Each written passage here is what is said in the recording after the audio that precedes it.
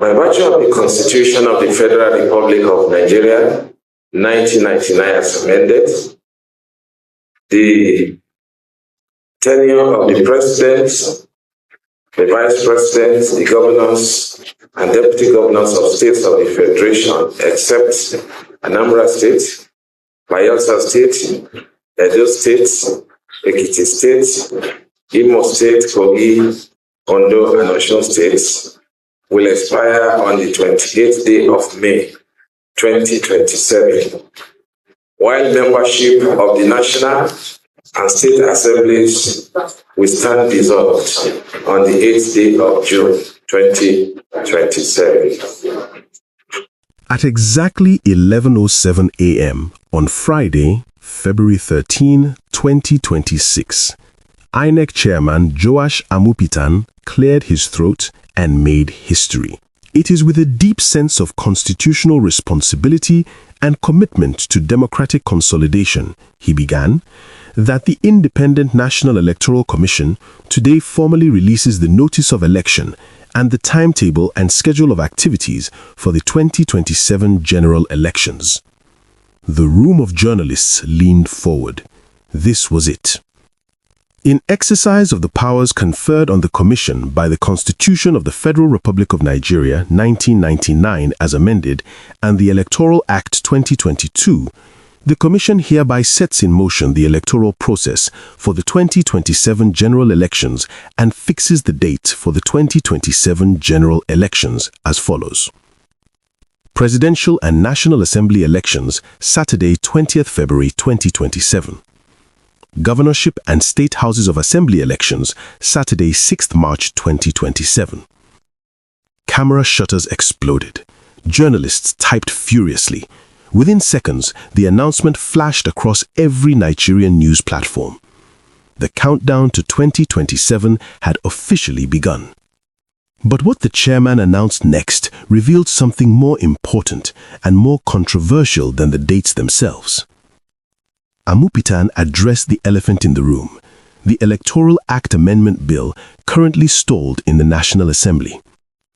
We recognize the critical need for timely action to ensure the integrity and effectiveness of our electoral processes, he said carefully. However, we must act in accordance with the existing provisions of the Electoral Act. The timely announcement of the election date is a critical step in this process. In other words, INEC was moving ahead with or without electoral reforms. And that decision would spark a firestorm.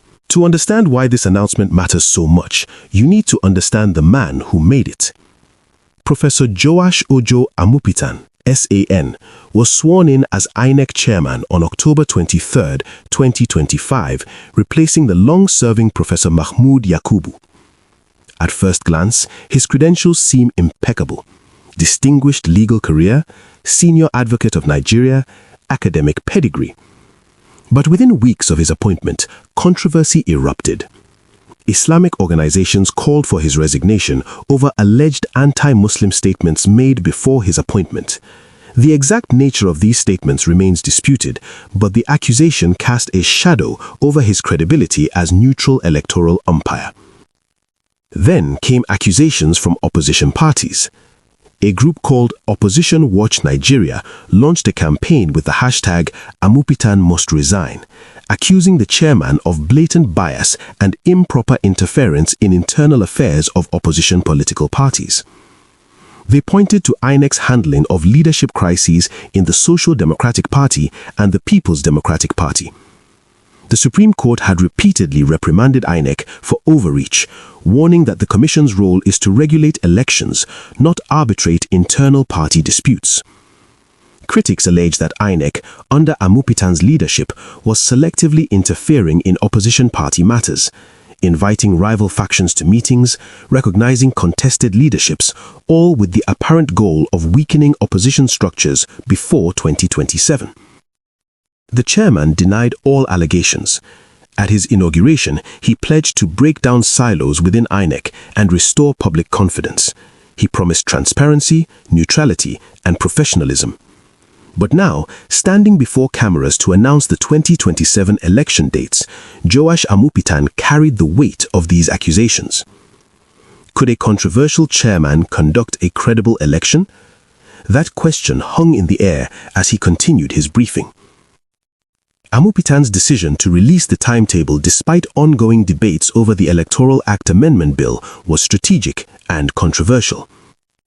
Here's why it matters.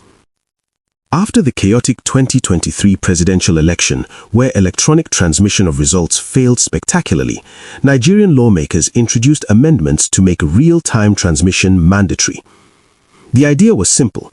Results would be uploaded directly from polling units to a public portal, visible in real time. No more mysterious changes at collation centers, no more ballot boxes disappear, just transparency. The House of Representatives passed the amendment with real time included. But when the bill reached the Senate, something shocking happened. The Senate deleted the words real time. The amended clause now reads that results may be transmitted electronically, but not necessarily in real time. INEC can choose. It's discretionary. Opposition leaders exploded with fury. Peter Obi, who still believes he won the 2023 election, led thousands of protesters to the National Assembly gates. Former Kaduna Governor Nasir El-Rufai, himself a ruling party member, publicly supported the protesters, declaring, "Real-time transmission is the only way to stop manipulation at collation centers." The Nigerian Bar Association, civil society groups, and international observers all demanded the Senate restore the real-time clause. But as of February 13, 2026, the day Amupitan announced the 2027 timetable, the Electoral Act Amendment Bill remained unresolved. So Amupitan faced a choice. Wait for the National Assembly to finish debating, potentially delaying the entire electoral process and risking logistical failure, as he put it, or move forward under the existing 2022 Electoral Act, hoping amendments pass before the election. He chose to move forward. As an independent body, we are committed to upholding the rule of law and ensuring that our actions are guided by the established legal framework, Amupitan told media. As we move forward, INEC remains dedicated to engaging with all stakeholders to foster transparent dialogue regarding the proposed amendments. Diplomatic words, but they revealed a hard truth. Nigeria may conduct its 2027 elections under the same disputed rules that governed 2023, unless the Senate acts. Amupitan's announcement wasn't just about election dates. It was a comprehensive roadmap for the next year of Nigerian political life. Here's what Nigerian political parties must now do. April to January 2027, Continuous Voter Registration, CVR, runs for 9 months. Millions of young Nigerians turning 18, plus citizens who never registered, can now get on the voters' roll. Opposition parties see opportunity, ruling party mobilizes loyalists. The battle for voters begins immediately. July 1st to September 30th, 2026, political party primaries. This is when the real bloodbath begins. Godfathers position their candidates, aspirants scramble for delegates. Money flows, accusations of rigging fly. Some losers defect to rival parties. It's democracy's ugliest but most important phase because Nigeria's next president must first survive his or her own party primary. October 1st to October 31st, 2026, political parties submit candidate lists to INEC. Miss this deadline and your candidate is out. No exceptions. November 15th, 2026, INEC publishes the final list of candidates. Nigeria sees officially who is running for what. November 18th, 2026, campaign season officially begins for presidential and National Assembly candidates. Rally music blares, billboards appear overnight, social media floods with propaganda. The most expensive, intense 3 months in Nigerian politics. December 2026 to February 2027, permanent voter card collection. If you registered but don't collect your PVC, you can't vote. In 2023, over 12 million registered voters failed to collect their cards. Opposition parties cry voter suppression, INEC blames apathy. February 18, 2027, midnight, campaigns end. 24 hours of enforced silence before voting. February 20th, 2027, Election Day. Presidential and National Assembly elections. 93 million registered voters can participate. The world watches. March 6, 2027, Governorship and State Assembly elections in 28 states. And then, God willing, Nigeria has a new president, or President Tinubu wins re-election. Either way, the schedule is set. But there's another number that shocked Nigerians when it emerged. 873,778,401,602 naira and 8 kobo. Nearly 874 billion naira. That's roughly $550 million at current exchange rates, more than many countries spend on their entire national budgets. Where does the money go? INEC breaks it down. Ballot papers, results sheets, ink, seals.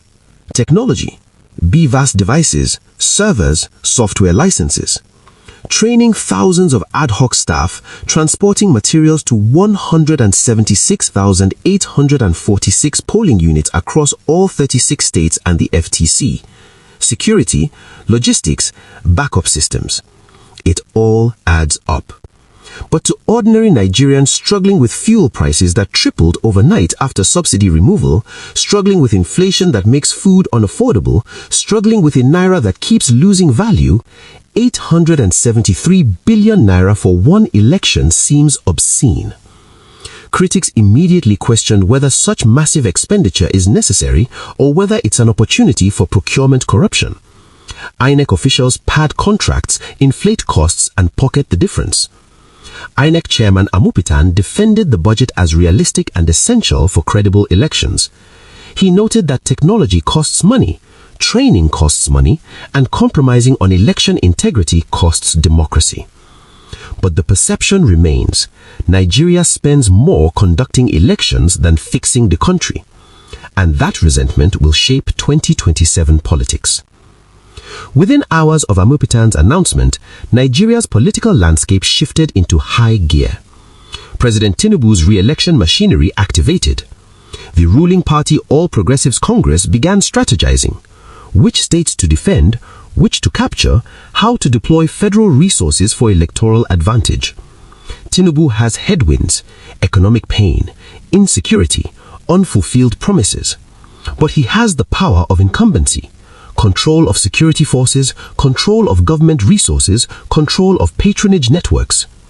Unseating a sitting president in Nigeria has only happened once, in 2015 when Muhammadu Buhari defeated Goodluck Jonathan. Tinubu studied that playbook and knows how dangerous an opposition coalition can be. Which brings us to the opposition. The African Democratic Coalition, bringing together former Vice President Atiku Abubakar, 2023 Labour Party candidate Peter Obi, and potentially Senator Rabiu Kwankwaso, now faces a hard deadline. They must finalize their alliance before primaries begin in July. Who gets the presidential ticket? Atiku, the veteran politician? Peter Obi, the youth favorite? Can Kwankwaso even deliver Kano State after his godfather Governor Yusuf defected to APC? These questions must be answered within 5 months. Former President Olusegun Obasanjo is reportedly brokering the alliance, pushing for an Obi Kwankwaso ticket that excludes Atiku. But Atiku refuses to step aside, and Kwankwaso demands assurances. The clock is ticking. Other opposition parties, PDP remnants, Labour Party holdouts, and smaller regional parties must also decide: join the mega coalition or go it alone and risk irrelevance. Nigeria's political chessboard has been reset, and every move from now until February 20th, 2027 matters. But before Nigeria's politicians get too comfortable planning for 2027, there's an immediate test. Saturday, February 21st, 2026, just 8 days after Amupitan's announcement. The Federal Capital Territory Area Council elections. 6 area councils, 1,680,315 registered voters, 2,822 polling units, chairman, vice chairman, and councillors to be elected. It's technically a minor local election, but symbolically it's massive. This is Chairman Amupitan's first real electoral test since assuming office. This is where INEC proves whether BVAS technology works. This is where voters see if the system has improved since 2023's failures. If the FCT election goes smoothly, if BVAS functions, if results transmit electronically, if there's no violence, if the process feels credible, then Nigerians gain confidence for 2027. But if the technology fails again, if there are allegations of rigging, if violence erupts, if results mysteriously change after collation, then the 2027 timetable Amupitan just announced becomes a timetable for crisis. All eyes on Abuja, February 21, 8 days away. Elections in Nigeria are never just about picking leaders.